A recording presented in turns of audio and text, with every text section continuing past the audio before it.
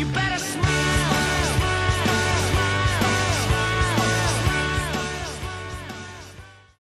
Hey everyone, welcome to a special installment of Manic Episodes. Today, I don't want to talk about just one episode, I'm going to talk about an entire series. I'm referring to She-Wolf of London.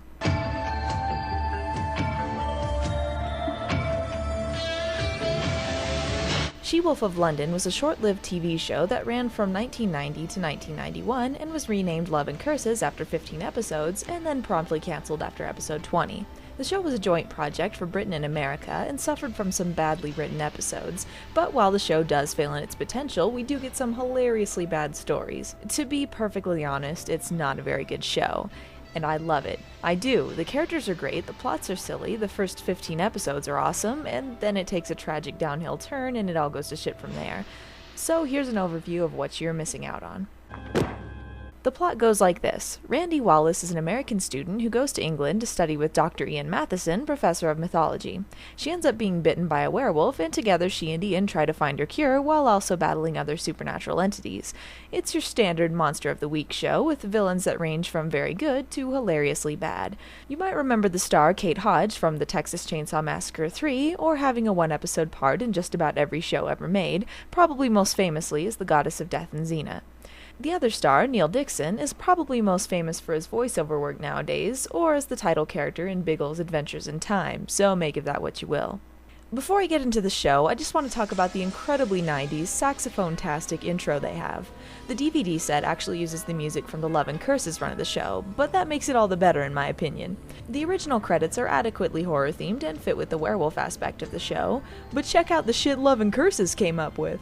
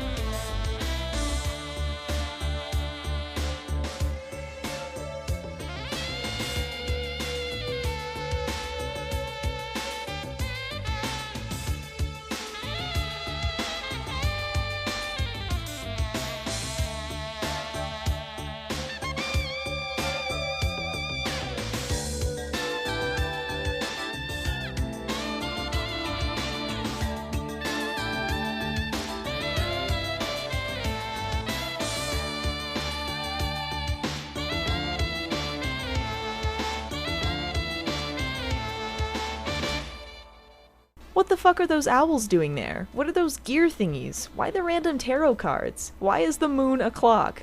I'm shitting you not, none of these things are ever used in the show. Although I will say that eyelight is used so much that it deserves a starring credit, so they got that part right. Now for the characters. Randy is quirky, adventurous, and loves to rock the side ponytail. Her hair almost takes on a life of its own during the course of the show. Other than that, she's a good main character. She seems like a regular person with flaws, and you feel for her situation. She isn't particularly skilled in anything, and the show sometimes forgets that she's a werewolf, but you like her and you want to see what she does. Ian is a little bit of a wuss, I'll just come out and say it. This changes inexplicably during the Love and Curses run, but for the majority of the show he's a little bit pathetic. His knowledge of mythos sometimes comes in handy, but surprisingly the show doesn't use this to its advantage a lot. He's sort of like a proto-Giles. He's the geeky book type who's a bit stuffy but can kick some ass when he needs to. That is, of course, when he's not completely embarrassing himself, which is most of the time.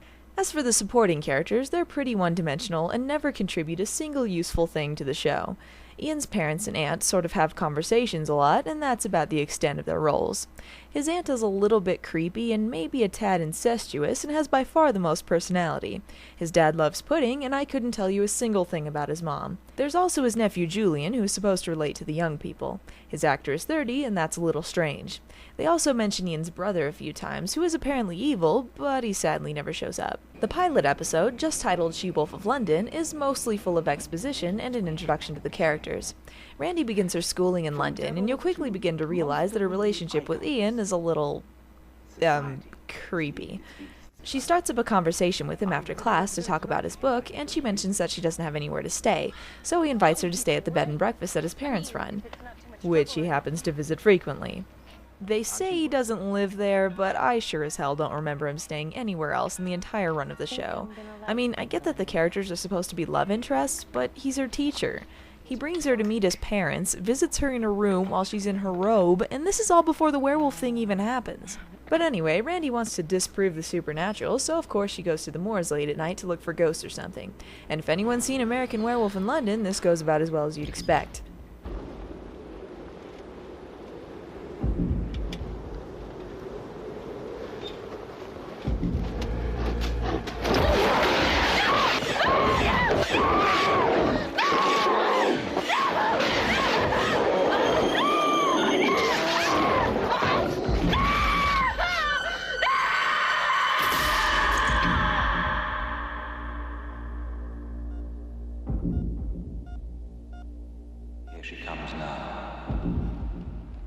Wait, why is he in there? Who the hell let her professor into the hospital? Was he listed as next of kin? What the fuck? Back off, dude, she just got horribly mauled.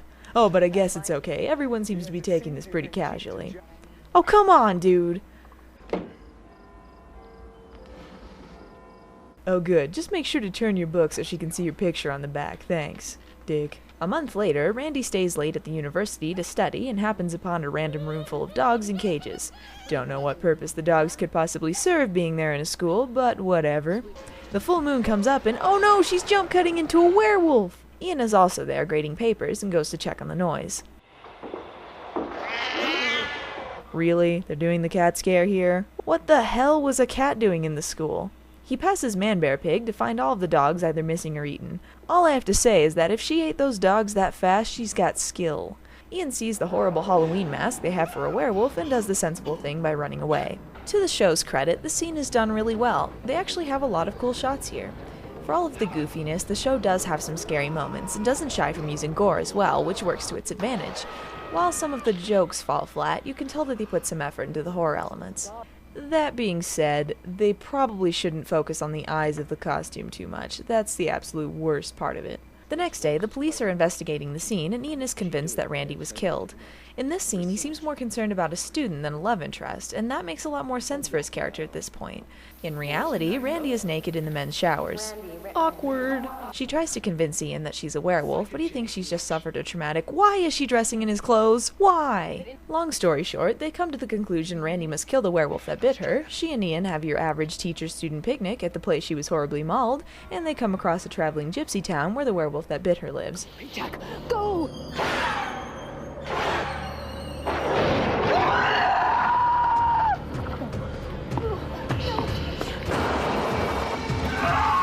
As far as origin stories go, getting bitten by a horribly retarded gypsy werewolf probably wasn't the coolest one to go with. I'm serious, that's all he does is scream. He has maybe one sentence where he seems coherent. I mean seriously, what's his problem? Is this his mating call? And look, he blows himself up. They didn't even have to do anything. He just drives off of a cliff.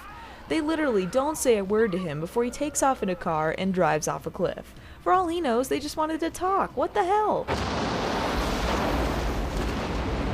The gypsy town moves on, and Randy is forced to look for another cure. The episode ends with Ian agreeing to help Randy, chaining her up in his basement, and putting out an ad seeking those with problems or experience in the supernatural.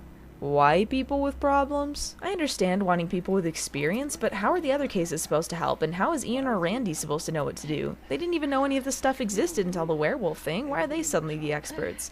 You might argue Ian's experience as a professor of mythology or Randy being a student would come in handy, but you know what? It really doesn't.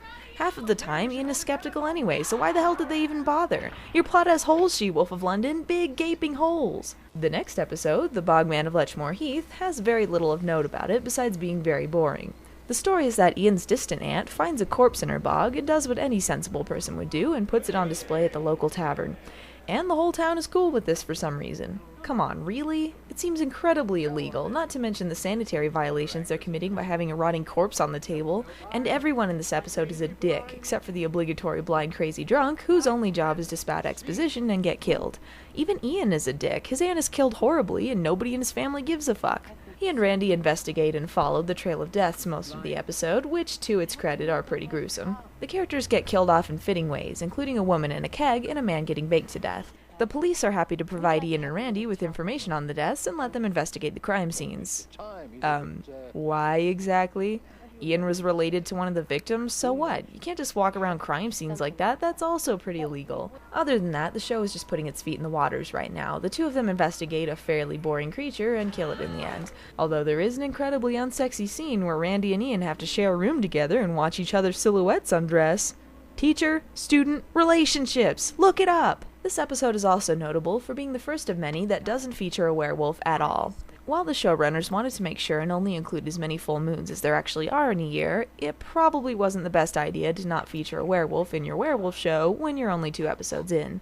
This is also why running a show on standard werewolf mythology is a lot trickier to pull off. You have to come up with increasingly silly ways to have the character transform, or to base the episodes around full moons. Though at least all of the episodes mention her curse, and she keeps her cure in mind, so the show still stays true to itself. Bit superstitious, are we? Bye. No. Moonlight Becomes You is a very good, if a little bit silly, episode. Ian and Randy are confronted by a woman with a gun who is convinced that Ian killed her brother because his ad was similar to the one her brother answered before going missing. It turns out that her brother is a werewolf, and the ad was put out by your standard mad scientist who runs an insane asylum who has been keeping her brother there and experimenting on him. Ian has Randy committed because apparently you can commit anyone at random, and she investigates from the inside, discovering the doctor's evil plan. I can't say from experience what an insane asylum is really like, but I'm willing to bet money that it's probably nothing like the one we see in this episode. People run around at random in a big mansion, hanging off of railings and doing whatever the hell they want. They basically just play with toys all day and say silly things, and there's also a strange hairy woman that's only there to make Randy uncomfortable and to look weird. The crazy people here are definitely played for laughs, which is not only a completely inaccurate portrayal of people with mental problems, but also a missed opportunity for a horror-themed show. Asylums are creepy, let's face it. We fear the unknown, and people with mental problems are just that. You feel like there's a code to crack that just isn't there. We also fear being trapped, and having a character inside the asylum should play on our fear of imprisonment. Add to that the fear of being different, which would be a great parallel for a werewolfism. Instead, we get jokes about pretending to be an ostrich and grown people playing with children's toys. Also this, which was hilariously edited.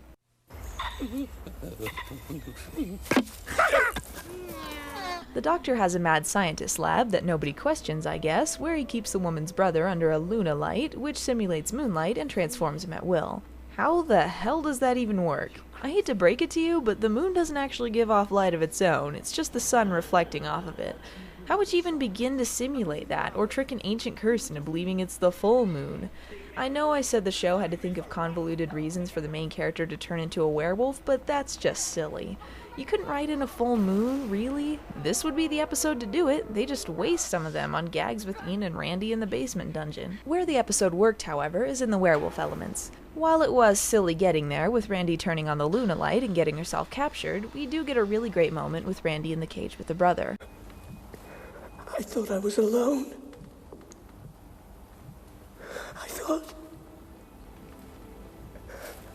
I thought no one could be as cursed as me. You're not alone. We're not alone. It's your sister and Ian. They'll help us. We are beyond any earthly help. The taste of flesh and blood. I remembered liking it. It's not your fault. No? If you read in the paper about a small child ripped to pieces by a savage beast, and if you'd woken up that morning with blood under your fingernails, do you think you could say it's not your fault?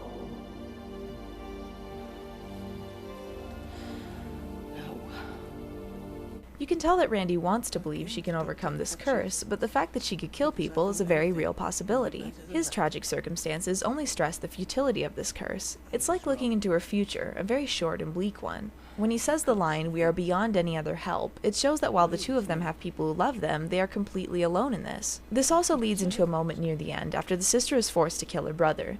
She gives the gun to Ian, telling him that a werewolf can only be killed by someone who loves them enough to take their life. It's a good question to be asked by a show like this. If this person you love is suffering and lives are on the line, is letting them live the right thing to do? Ian ultimately takes out the bullets and throws them out the window, which is a strong sign of his character. He truly believes Randy isn't a lost cause, even when she doesn't. Jump through a plate glass window. You're lucky to be alive. Am I? This is something I really enjoy about this series, the fact that the curse isn't glamorized and Randy does question whether she should kill herself. Ian continually brings her back even after she's tried to kill him, which strengthens their relationship on a lot deeper level than just romance, and that's why I believe the show was a lot more than it appeared on the surface.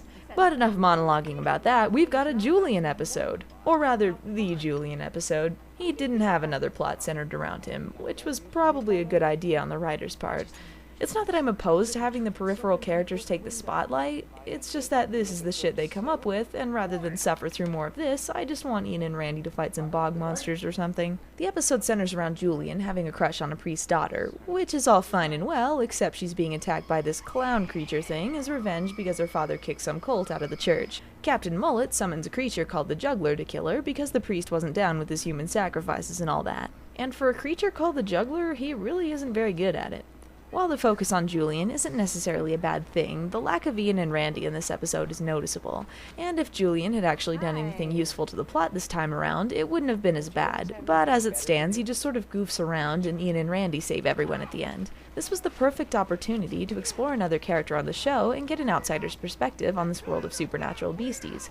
But as it stands, Julian seems to forget this incident after this episode, and the girl he's supposedly so in love with is never mentioned again. It seems out of place, like the show was trying to go a route it didn't take. This episode also says that Randy can use some of her werewolf senses while in human form, like heightened sense of smell and the like. This is actually a really good idea that's sadly never explored again on the show, which is strange considering it's a useful way to have the werewolf character do werewolf things without there having to be a full moon all the time. Also, I have to question the whole keeping Randy in the basement thing. Firstly, did Ian's parents just happen to have that there, or was that something that he built for the occasion? If they had it, why did they have it? And if it was just built, why doesn't anybody ask about this? They say they're doing research down there, but what kind of research do they think is being done? Not to mention the fact that Werewolf Randy snarls and howls and can break through the bars. Nobody hears this at night? Is this basement soundproof? Doesn't anybody ever go down there on a full moon or wonder why Ian is leaving Randy chained up? Highlights of the episode include the shiny mullet cult and the crappy juggler makeup. Bonus points for having a Guy Fawkes Day episode as their Halloween special. Other than that, it's an okay entry with some interesting if unused ideas. Nice Girls Don't features Ian trying to call up several prostitutes, and that's hilarious. It's for plot reasons, but you'd believe me if I said he just wanted to. The comedy mostly stems from trying to imagine Ian knows anything about sex. Blonde or brunette? Doesn't matter to me. Just as long as she knows where the action is. But anyway, the plot revolves around a group of succubi that are turning guys into old men to keep their eternal youth. Please enjoy this white person dancing.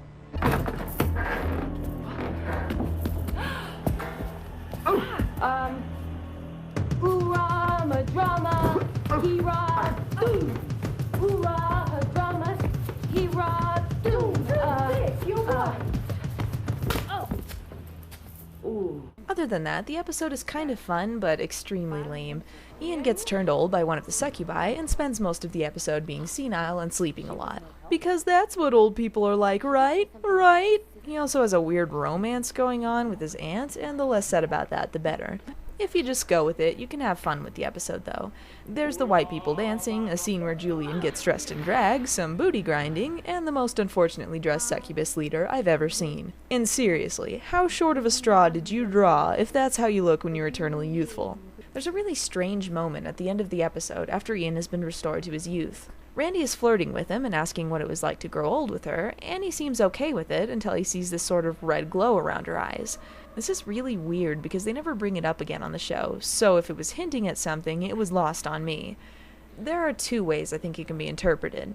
One, her flirting reminded him of the succubus and they were trying to do a failed gag at the end. Or two, and the one I prefer, the whole ordeal with the succubi has reminded him that Randy is a supernatural creature as well, and maybe getting into a romance isn't the best idea at the moment. There just isn't enough for any interpretation. It happens and then it's gone. The next episode begins as normal. Speaking of which, on to Little Bookshop of Horrors. The plot is, I shit you not, a bookshop keeper is pissed that people can't write nowadays and curses his book so people become and are killed by characters in the stories. Yeah, you bet your ass a guy gets harpooned by Captain Ahab. From hell's heart I stab at thee. For hate's sake I spit my last breath at thee.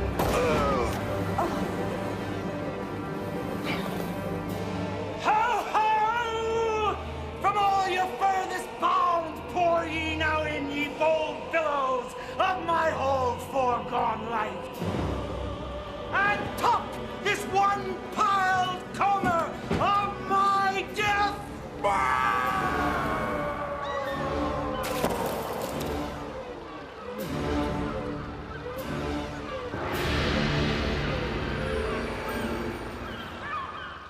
It is so dumb I can't even begin to describe it. There is no way you can make someone being murdered by the Queen of Hearts not silly. Not to mention everyone is so dumb this episode. Ian and Randy investigate the bookshop because they suspect people are being killed by the books, and then Ian is charmed by the bookshop guy and buys a book for Randy. He falls for the scheme they're investigating! And it's not even part of the guy's curse. The books just kill people. The dumbass comes naturally. Ian fights a Cyclops. Ian fights a Cyclops. By the way, when the guy turns himself into a Cyclops to fight them, Ian totally kills him and they don't even mention it. Yeah, he turned himself into a Cyclops, but they kill a guy. This is actually a fairly common thing on the show. For all of the talk of not letting Randy kill anyone as a werewolf, they seem to kill a lot of people. Oh well, I guess it doesn't count if the person is evil. By the end of the episode, it's just an excuse to put Ian in some silly costumes. There's not much to talk about here. Subtle show. Subtle. The only thing I should probably mention is that Ian is trying to get another book published, but nobody wants to publish boring scholarly books, so together with his aunt, he writes a book called Satan's Sex Slaves. I only mention this because this actually becomes an important part of the show, believe it or not. Can't Keep a Dead Man Down is a two-parter and easily my favorite episodes of the series. It starts out like a normal episode. Some zombies are raised from the dead and wacky hijinks ensue. Meanwhile, Ian finds out that some Hollywood producer wants to make his book into a movie, and the audience tries in vain to suspend their disbelief. It's probably good news for him, since the bitchy head of the mythology department tells him he's either going to recall every copy or get fired. While her reasoning for having him do this is a little silly, I guess she's embarrassed for him or something, Ian's defense of the book seems a little weird, seeing as he only wrote it to get published. He seems convinced there's real scholarly material there, and titling the book Satan's Sex Slaves is just a way to get people reading. I call bullshit.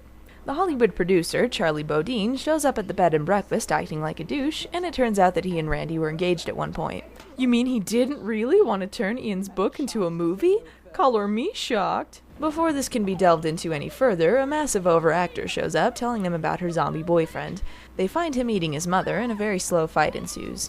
The zombies this episode are a little different. Biting doesn't seem to do anything other than be annoying. That, or Ian was a very lively zombie through the whole thing. I don't know. Randy lures the corpse out a window, and he's gone for the moment. The next day, Douchey reveals that he came to make amends with Randy after breaking their engagement. While he's duping her into having breakfast with him, Ian looks on jealously. Given the choices Randy has at the moment, it's either McDouchebeard or Ian in his weenie sweater. I'd say either way she loses. While he's clearly a dick and you know he's got no chance in hell, it is nice to go into Randy's past a little bit. For the title character of the show, we actually know very little about Randy. Her personality is pretty clear, but we never meet any of her family, find out how she grew up, or go very deep into her past. We find out plenty about Ian, but Randy tends to be defined by being American mostly, and just because she doesn't have a crazy past doesn't mean she should be a cardboard cutout. Also, about the Ian/douchey/Randy love triangle thing, Ian has said before that he feels being romantic with Randy would be impossible because he's her teacher, yet the moment this guy shows up, he starts acting all stalker-like. Look, if you turned her down, that's your bad. Not that Randy is much better, though. She acts the same way toward any of Ian's potential romances, which, by the way, makes him a hypocrite as well. He can go on dates, but she can't? Go knit another sweater, Ian. Zoe's spying on Charlie and Randy at the restaurant when one of the zombies breaks up the date and he kills him again with a vase. It turns out the zombies were stealing a lightning bolt from the staff of Gilgamesh, which has the power to raise the dead. Whoever finds all 3 lightning bolts not only rules the dead, but can bring someone back for realsies, sans the zombie ship. Douchey shows up again, tells Ian his book sucks, and this somehow leads into him and Randy making out. She's been hit by one smooth criminal. But anyway, there's a nice moment in the cemetery, and tell me this doesn't seem like Buffy to you, when Randy tells Ian she's sorry about his book, and that it's important if it's important to him. I came to England to forget about Charlie. The last thing I wanted to do was talk to my professor about it.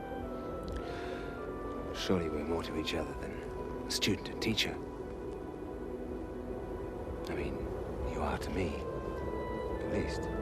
There are a lot of great character moments in this episode, and the tone is a bit more serious than usual, which is why I think it works. Other episodes tend to get a bit too jokey, but I think they got a great mix of humor and horror so that the jokes didn't make the scary parts less scary, and vice versa. But enough character development, this is Thriller night. The two of them follow the zombies into their hole in the ground and discover that the person who's been raising them is the bitchy department head. Yeah, I don't know why either. The only explanation they give is that she got the idea while on sabbatical in the Middle East, but they never explain any motives. She just comes back and suddenly wants to rule the dead, I guess. Ian and Randy do what they do best and set her ass on fire before running away. Not sure what their plan was before that happened, but whatever. But this is a two-parter, so it's not done yet. Ian basically takes the news that his department head burned to death pretty well, since that means he could have the job, and Randy goes sightseeing with Douchey, who asks her to go to LA with him. Oh, and then Ian is stabbed to death. No, really. Ian? Ian, no! Ian, no.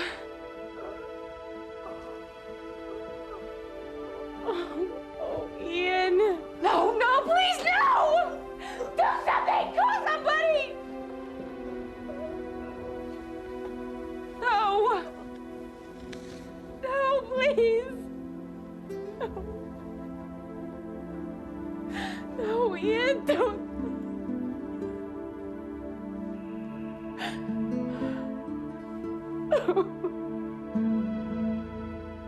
Considering that he's a main character in the content of these episodes, you know it's not for reals, but it's an interesting what if. Once Ian dies, Randy is completely alone. She's not only lost a great friend, but the only person who knew her darkest secret. And that being said, she takes it harder than his family does. Really, they seem more concerned about her than Ian, which is pretty sad. They also act like complete dicks and help Douchey drug her and take her on a plane toward LA. 'Cause you can take an unconscious person on a plane, no problem. The beginning of part 2 is awesome. I've got 4 words for you. Werewolf on a plane.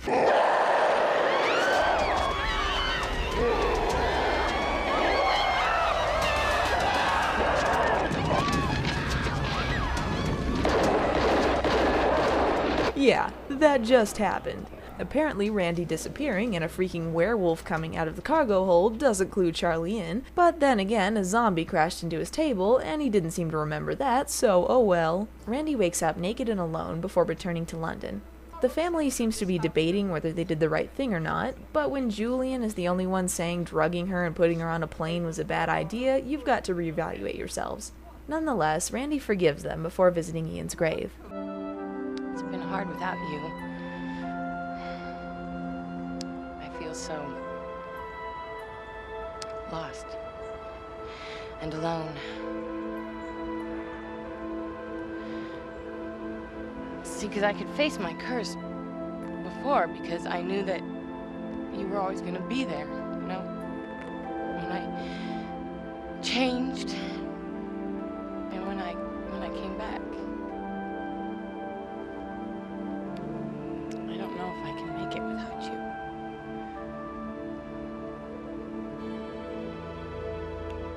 I don't know. I don't know if I want to. I can handle the bog monsters and the killer books just fine, because it's scenes like this that prove that the show did have potential to do great things. The scene is very simple and to the point, and it's very effective. This isn't about the zombies or the melty face woman or anything supernatural. It's about why Randy and Ian need each other, beyond the show being moonlighting with werewolves. Randy discovers that Ian's parents let Charlie come stay with them again, and he brings his douching to a whole new level. I cannot believe how douchey this character is. Not only that, but she forgives him. Why? He drugged you and put you on a plane. Dump his ass. Then Ian shows up as a zombie. You probably saw it coming, but it's still kind of funny. Though why exactly is he so decomposed? He's been dead for like a day. And why is he suddenly balding? That doesn't make any sense. Randy now has to keep Ian a secret from everyone else, while helping him come to terms with the fact that he's dead. Ian has to stop himself from eating people, though they kill people on a regular basis, so I don't see the big deal. Though this is a nice switch from the usual. Instead of him helping Randy, she has to help him. He believes that he's a dangerous monster that doesn't belong with anyone, and just like he's done for her, Randy convinces him that he's not a lost cause. I guess it's lucky the melty woman has a staff that can raise people from the dead for realsies, so the plan is to steal the third lightning bolt and get the staff working full power. Though seriously, Randy, don't sleep with the zombie watching you. Ian is tempted to eat her, but makes the smart decision to try and eat Douchey instead. He feels kinda bad about it, so he leaves. While Randy is looking for him, she bumps into Ian's father, who tells her about a dream he had when Ian was 2 and asking for a glass of milk. This is really the only moment he acts like a grieving father would. and I like that it showed a little bit more of a fairly one-dimensional character. Randy goes undercover as a museum tour guide to steal the third lightning bolts, and Ian is recruited into the zombie army to do Melty Face's bidding. This leads to Randy being captured to be a sacrifice so Melty can take her life force, or something to that extent. For some reason, stabbing her causes her to transform, and her life force is taken into the staff, which Ian then steals for himself, which is followed by Randy killing McMelty pretty graphically, so her life force is put into the staff and given to Randy. Got that? The zombies are put back where they belong, and this leads up to my favorite moment of the series. I don't want to hear any more talk about zombies in this house, or the living dead, or Ronnie Osgood, whoever that is. It's Donny Osmond. Say that again and you'll have soap for supper, young man. Dead is... Hi, Dad.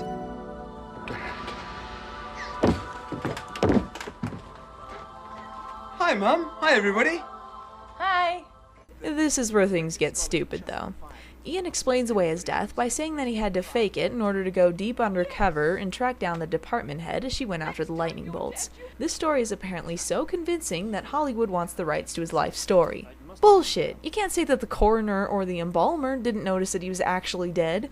And how exactly did they explain the large chunk taken out of the department head? If Ian's story is to be believed, then it looks like he murdered her. There are no repercussions for this? None at all? Bullshit! Douchebag McGee's got a diaper on his head from getting hit, and he decides to go back to LA since Randy doesn't love him. He drugged you and put you on a plane! Bullshit! Then they end on this. Each wanton lusty breath of unrequited desire. I said your part was a big one. Well, it's about to be cut. Bullshit! The Wild Hunt begins with a decapitation. Ian and Randy are going away for a relaxing weekend. Yep, teacher-student relationships. And the car breaks down in a town in the middle of nowhere. While waiting for the car to get fixed, they realize that the full moon is the next night. Why didn't they know this ahead of time? They didn't think to check if their weekend away coincided with the one night a month Randy is a vicious werewolf? They find out the car won't be fixed until morning, and the sleaziest guy in town takes them to their hotel.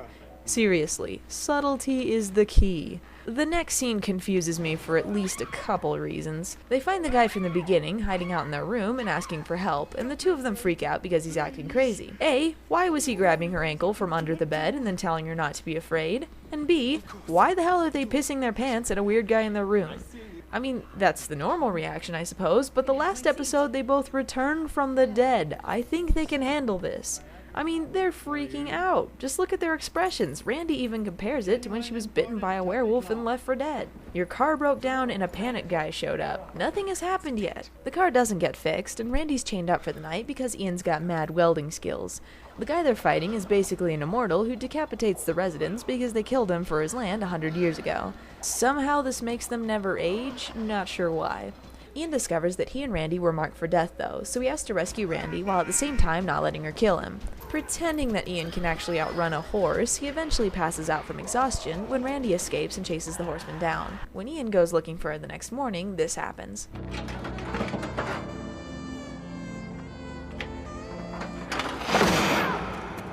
How the fuck did that cat manage that? Randy wakes up with blood on her hands from a rabbit she's killed, but not knowing that, she thinks she's killed Ian. While it does get a little melodramatic at the end there, it works well.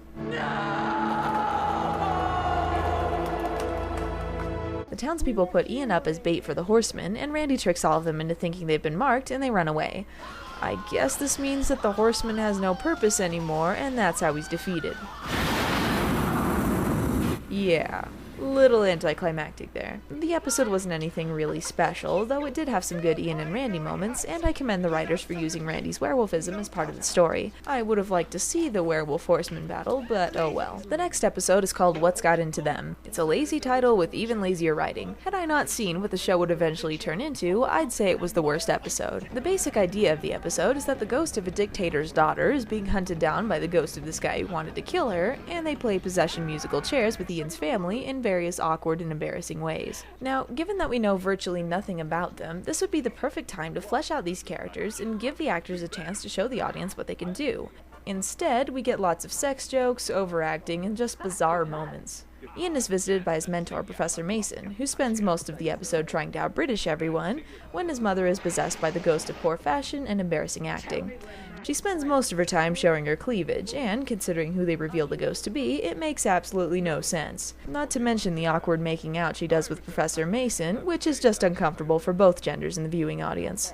The worst actor this episode has to be the guy who plays Ian's father, who is possessed by Ivan, the man trying to torture the other ghost in the afterlife. The episode is just padded out with long, bizarre moments with him, like this close-up that goes on for too long, or when he drunkenly plays piano and proceeds to swat at the family parrot.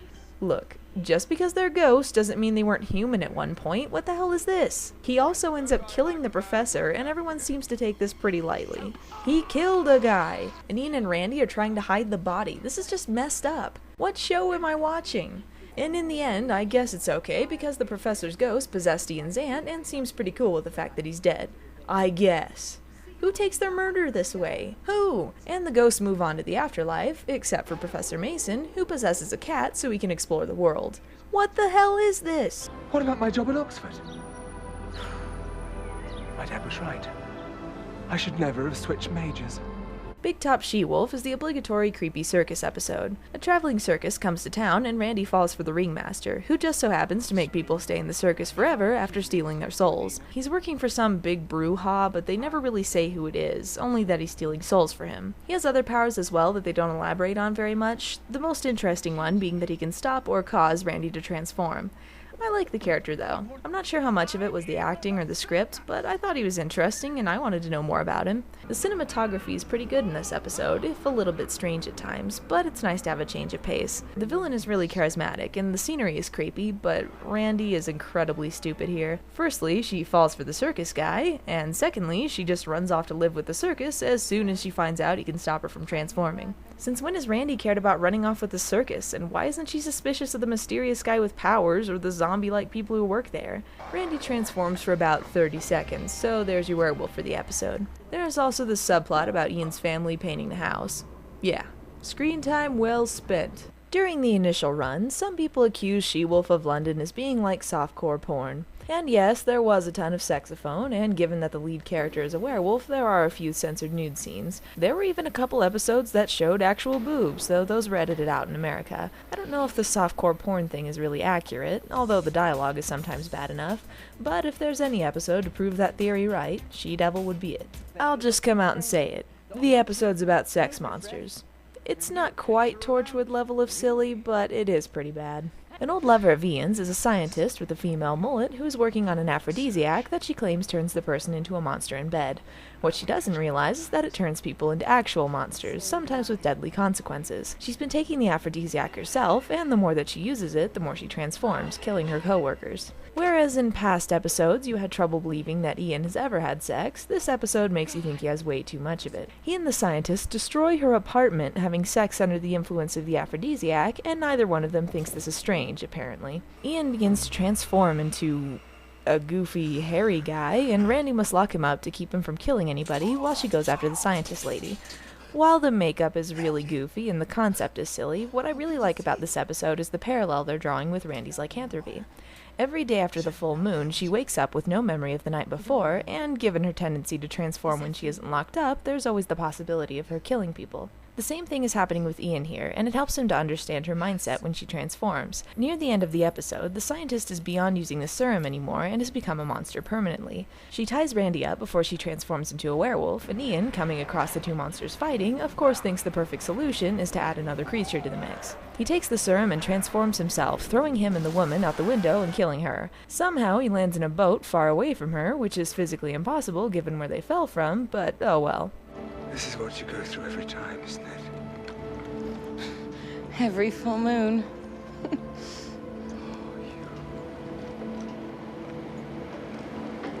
How'd you bear it? Without you, I couldn't. I'll always be here. So will I.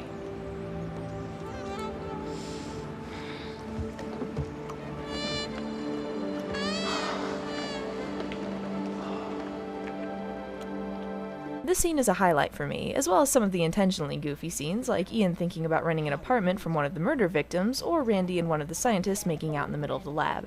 The episode was goofy, but I enjoyed it, except for the dumbass gag at the end. I also like the next episode, Voodoo Child, a lot. Randy befriends another American exchange student who's sort of channeling Dennis Miller here, and it turns out he's into voodoo and also a crazy person. When he finds out Randy is a werewolf, he plans to use his voodoo powers to use her to his advantage. The episode is pretty dark. It explores Randy's fears a little bit more. Don't get me wrong, there's a lot of silly things like a guy who self-combusts or Randy's stupid subplot about going to the dentist, but overall this is another episode that balances the light and dark well for me.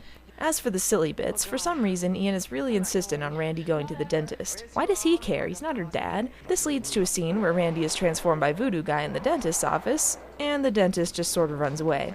And in the end of the episode, she goes back, and he's fine. What the hell? You don't want to know about the whole werewolf thing, comic relief dentist? Alright. The idea of the other student transforming Randy at will is an interesting one. She transforms in the middle of the day, and, unknowing of what's happening, is unsure that she can be around other people if she can transform at any time. Ian is the rational one here, explaining that something new had to have been introduced to cause this. It's one of the few times his book smarts seem to come into play, and also one of the few episodes that remembers that he is in fact a teacher. Later on in the episode, the Voodoo Guy transforms Randy again and sends her to the house of another student who's getting too close, causing her to kill him. This is done per the show's usual method. If you gotta kill him, throw him out a window. Ian finds her, and we get this scene. You could let me be found by the police. And what good would that have done? I could have resisted arrest, or I could have made... Listen, I don't want to hear any more of this. Now stop it. I killed a man today. You never touched him. You were not responsible for your actions. Stop rationalizing. Face it. There is no cure. You can't keep me chained here forever. And I'm so tired of it. So just make it stop, please. I will not give up now. And neither will you. You're just letting your feelings for me stop you from doing what's right. So just do it. For both of us. Just kill me. Listen to me. I will not kill you. Not now, not ever. This is what I was talking about earlier, that the show was at its best when it scratched beneath the surface and really explored the characters' mindsets. Randy actually contemplates killing herself, and the only person keeping her from doing that is Ian. She even asks him to do it for her, but he tells her he will never kill her no matter what happens. It's exactly like when he threw the bullets out the window. He knows what consequences there could be, but he's willing to stay with her until the end. This is put further to the test when Voodoo Guy uses his powers to make Ian set Randy free and chain himself up, trapping them together as Randy transforms. They're saved when one of Voodoo Guy's friends tries to kill him, and Randy is able to grab the key. They go after Voodoo Guy and he transforms Randy, and then she kills him. Seems like a slight oversight on his part. But his murder is okay, because remember, if they're evil, it doesn't count. Still, I like how this episode tested the characters, and it was written really well. The next episode, however, was not. Titled Beyond the Beyond, this episode is a murder whodunit at a sci-fi convention. It's a parody of Star Trek with a Scooby-Doo premise and plays out just as well as it sounds. When the guy who made the Star Trek-esque show Beyond the Beyond says he's making a movie without the original cast, he is seemingly killed with a laser, and Randy, Ian, and Ian's aunt try to figure out who killed him. Setting the episode at a sci-fi convention was a mistake. Including Ian's aunt was worse. What's more, the characterization seems completely off here. Randy says that she's a huge fan of the show, when she's never came off as a science fiction geek before. In fact, she seemed more interested in reading than TV. Having Ian's aunt there is just a poor excuse to include her. I do not buy that she goes to conventions. Everyone is cartoony, the ending is predictable, and it plays off very badly. If I can say anything good about it, though, Ian was very entertaining here. When asked to go to a convention he has no desire to go to, he simply takes advantage of the free room and schmoozes about the whole time. The best part of the episode has to be this bit near the end. Go no further, Earthlings. You have been warned. Show yourself! You have entered the nebula of no return. Prepare to fire on alien life form.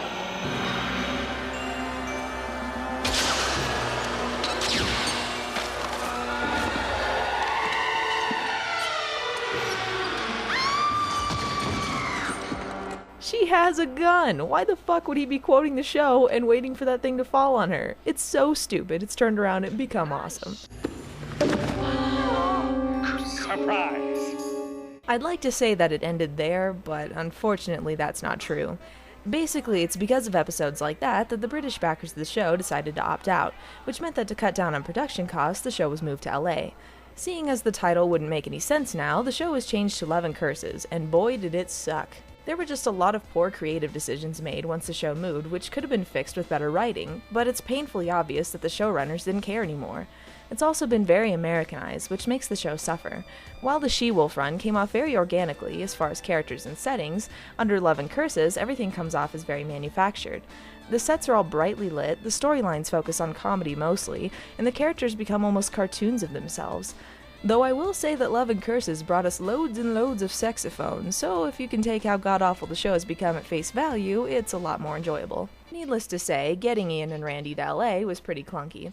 We start with Curiosity Killed the Kravitz. Remember how Randy insisted on more than one occasion that she wouldn't go back to LA until she found her cure, yada yada, etc.? Well, forget about that, because she gets one call from an old friend about some aliens or some shit, and she's packing her bags. Ian's department at the university is getting fizzled out, so he decides to quit and go with her. Haha, it's funny when your show abandons characterization. Even worse is this line Randy throws out.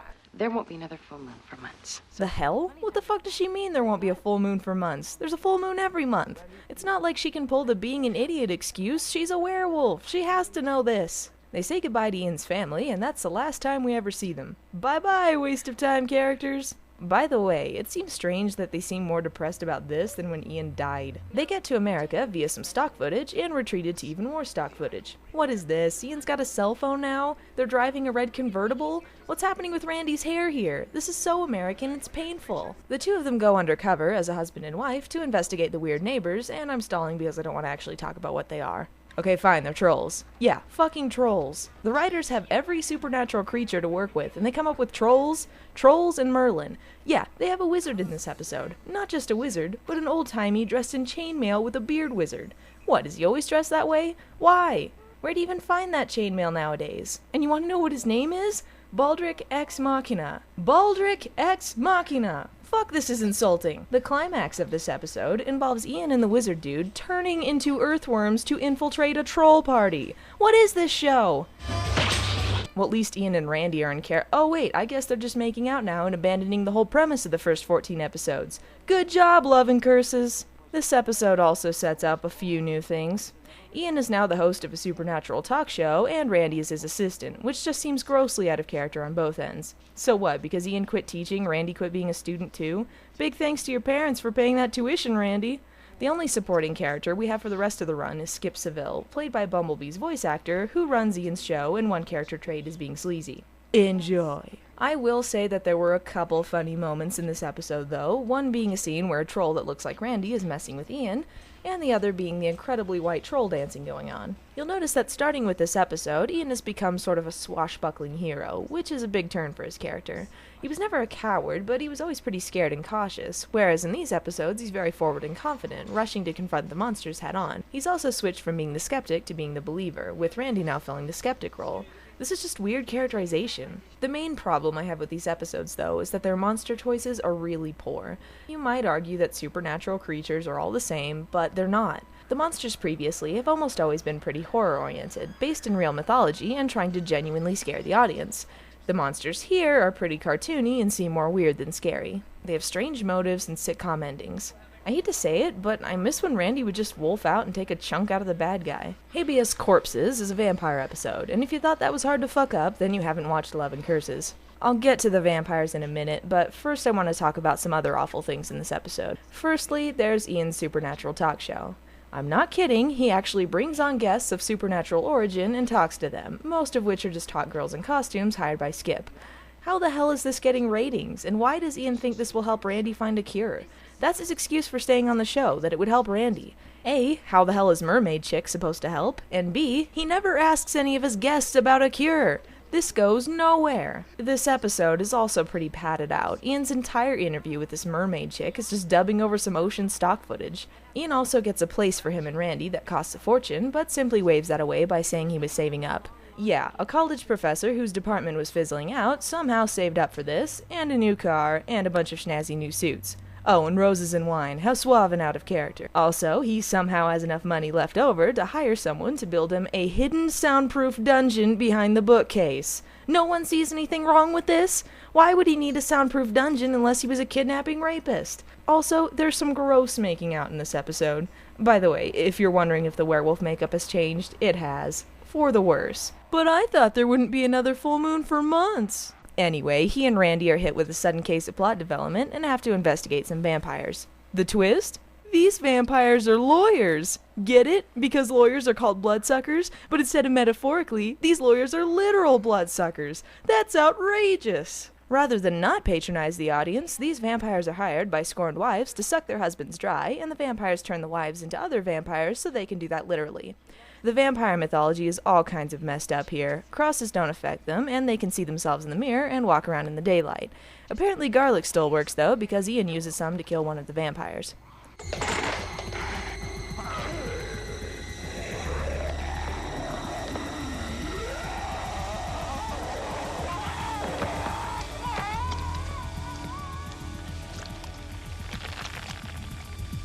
That barely touched her, what the hell? Oh, did I say that daylight doesn't affect them? Because they sure did, but the way they kill them is by turning up the heat and opening the windows, which causes them to melt into wax. Yeah, vampires are made of wax. Did you know that? I sure didn't. But look, the point is, if opening a window made them melt, how the hell do they walk around in the daytime? What is this? At the end of the episode, Ian and Randy are just hanging out in their formal wear for no apparent reason and head into the bedroom to have sex. However, Randy starts to transform, and they discover that, in addition to on the full moon, she can also transform when she's aroused. This officially makes the show She-Wolf of London the search for sex.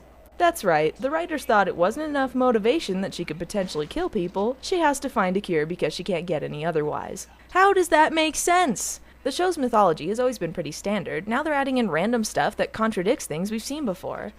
Now, the one good thing I can say about this is that they do try to explore Randy's lycanthropy a bit more and find ways to use it for story purposes. It doesn't always work, but at least they remember that the show does in fact feature a werewolf. It would have been nice to see her use some of her residual werewolf powers they mentioned back in the Juggler episode to fight some bad guys or something, but seeing as how Ian is transformed into James Bond all of a sudden, I guess that wasn't needed. Because truly, what our strong female lead needed was a man to protect her. Next up is Bride of the Wolfman. While this episode does have some interesting ideas, the execution is just awful. The plot is that Ian and Randy visit an old theater that is about to be taken out and are somehow transported into an old monster movie. How and why are very poorly explained. How do I adequately describe it? You see, there was a fire when the movie was playing that destroyed the last two reels as well as killed the projectionist.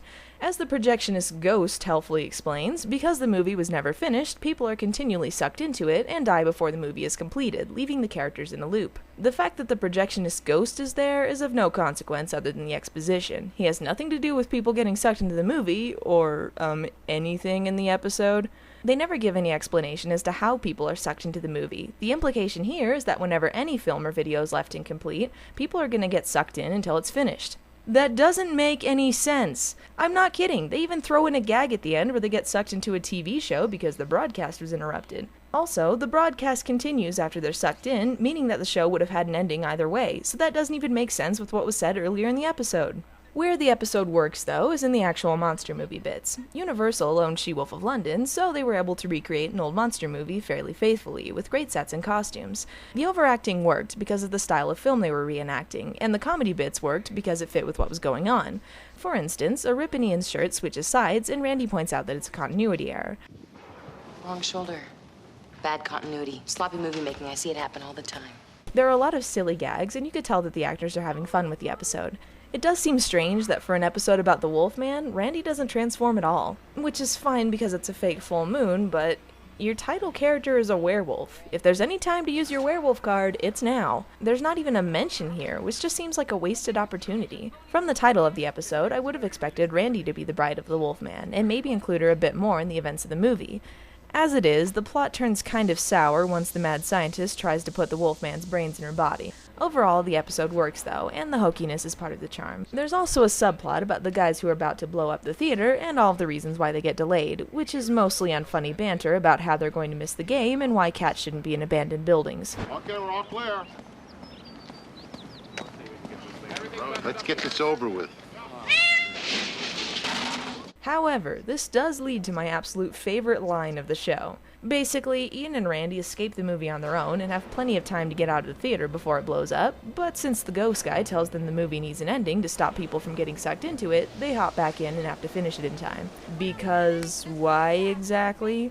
If the theater's getting blown up, so is the movie. Problem solved, dudes. Ian and Randy complete the movie and jump out just in time, leading to the most half-hearted, poorly delivered line I've ever heard. Action!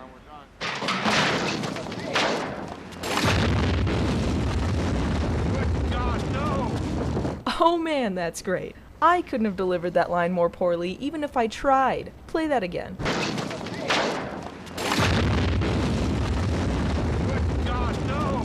Give that man an Oscar. You lost out, Academy Awards. You lost out. And then, just to prove that the show wasn't going uphill, they had Heart Attack. The plot is that an evil Cupid, yes, an evil Cupid, is causing people to kill each other because she was told she couldn't be with the man she loves. The way this problem is solved is just awful, but I want to talk about some other things first. In the beginning of the episode, Ian and Randy are at a bookstore and see a book signing for Dr. Cuddles, who has written a book about the power of snuggling.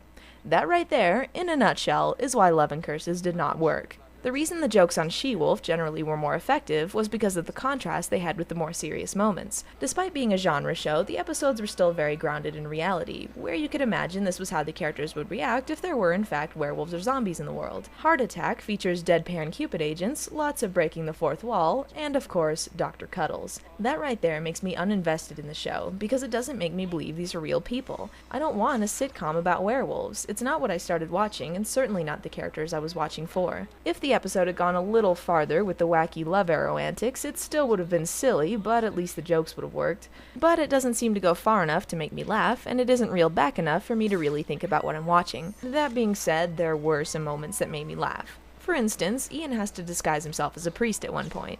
Never mind why, that's funny. Also, the Cupid agents dress up as chefs, and that's just so terribly 90s that it turns around and becomes awesome. Ian also has become MacGyver, apparently. However, the episode has a few flaws, the most glaring being how they solve this evil Cupid problem. The setup isn't actually that bad for what it is.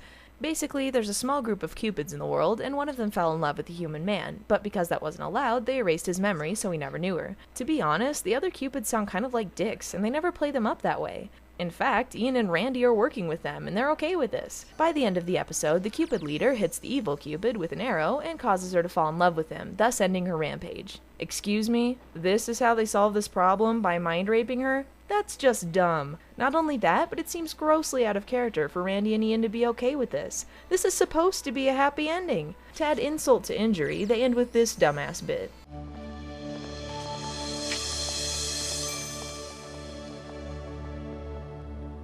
Did Ian just fucking wink at the camera? Are you fucking serious? Next episode, please. Oh, mystical pizza. Great. Just what I needed to wash down that ass of an episode. We get freaking magical pizza. When I heard there was an episode called Mystical Pizza, I actually thought, wow, that'd be really awesome. I hope there really is enchanted pizza. That would be hilarious. But you know what? No, this is stupid. Stupid, stupid, stupid. The writers are so hard up for ideas that this episode is about 3 witches who run a pizza joint and use their magical pizza to get revenge on asshole customers. At the beginning of the episode, they turn a group of guys into catfish. How does no one notice this? This is a fairly crowded restaurant. Nobody sees this?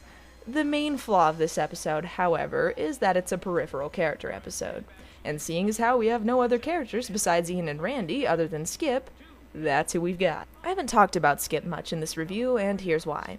He's a one-dimensional character, mostly there for comic relief, who neither helps nor hurts the characters, and thus wastes my time. He would be the perfect route of conflict on this show. He's clearly sexist and has no integrity, and could cause problems for Randy and Ian other than just the monster of the week. Now that the two of them are a couple, there needs to be some other thing going on in the show to hold it together. There's a new monster every episode, and once it's gone, the next week starts afresh. So far, the only semblance of a continuing plot thread is Randy's inability to have sex, and that's just not enough. The characters become paper thin and even boring. But oh well, here's the gist of Mystical Pizza. Skip screws over one of the witches and she curses him, causing him to slowly turn into a rat man. That's it. That's the joke. Randy and Ian agree to help him because, I don't know, he's such a great guy or something. Randy goes undercover at the pizza place and discovers that the witches can cure lycanthropy, which is surprisingly used in the story here. Things go from silly to fairly ridiculous here, from Ian going undercover as a health inspector to Skip's eventual attack on the witches as Ratman. He even has a little theme song, just so you understand the parody. That's comedy, folks! The next and last episode of the show is titled Eclipse. Oh, hindsight, how wonderful you are. I said this before, but I'll say it again. The best moments on the show were when they focused on Randy's werewolfism. And seeing as that's what the show was supposed to be about, there are surprisingly few episodes that center around that fact. While I am sad that the show ended with Love and Curses, I am somewhat glad that it ended with one of my favorite episodes of the Love and Curses run. Don't get me wrong, it's still not that great and suffers from a lot of the issues I've talked about here, but there are some things that work that would have benefited the show if introduced earlier. The episode begins with Randy being locked up during a full moon, but because there is an eclipse, she doesn't transform. However, because of the delayed transformation, this causes her to start transforming at weird times, as well as have bizarre mood swings. This I actually liked. It's interesting to see how an eclipse would affect a werewolf, and mostly the acting isn't too over the top. This leads to her going to a supernatural therapy group, where she meets a ragtag team of misfits and expresses her feelings about what being a werewolf does to her. This is a somewhat strange turn for Randy, especially since she doesn't go to Ian about her problems this time around. But we do get a little bit more about her fears as a werewolf, which was something severely lacking in the LA episodes. But then again, this also brings us to the episode's weakness, which is the supernatural therapy group. This is once again played for laughs, with lots of bizarre characters and stupid slapstick. Once again, the smells of missed opportunity. You have a horror-themed show, and you go with alien possessions and a telekinetic in overalls? Really? This episode does stray from the usual moonlighting theme they have going on, though Ian once again has to step into the hero role and rescue Randy. While you get the sense that they depended on each other before, and Randy depended on Ian not because she was weak, but because she trusted him, in LA it comes off like Randy just needs to be rescued and Ian is the man to do it. He doesn't seem to have many obstacles, he just swaggers in and saves the day, and the same is true here. The twist at the end of the episode that ruins everything is that several characters are actually members of different intelligence agencies, all of which want Randy because she's a werewolf and governments want to spend money on that shit.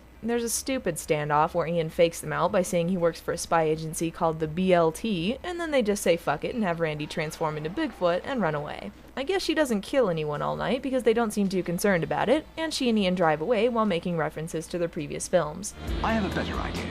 Let's rent Biggles. It's about a British World War II flying ace who... No. How about Texas Chainsaw Massacre 3? It's about this psychopathic killer called Leatherface. You have bad taste in movies. The very last scene implies that one of the characters from the therapy group went to live with aliens, seemingly introduces Telekinetic Girl as a new character, sets Skip's ass on fire, and then ends on a laugh and freeze frame. Wow. Just wow.